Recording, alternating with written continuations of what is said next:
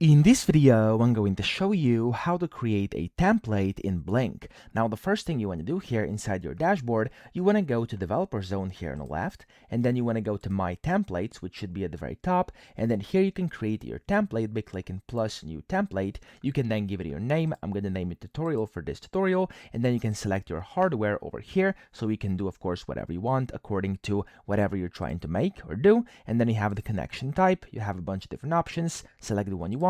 And then here you can also give it a description. I'm just going to give in a test because this is just a test. I'm going to click on done. And whenever you do this, as you can see, it's basically created my template, and I can go ahead and then configure this template. It's going to basically take you through. As you can see, you can configure your template over here. You can set up data streams, the web dashboard, add your first device, etc. And then just click on the save button up top right.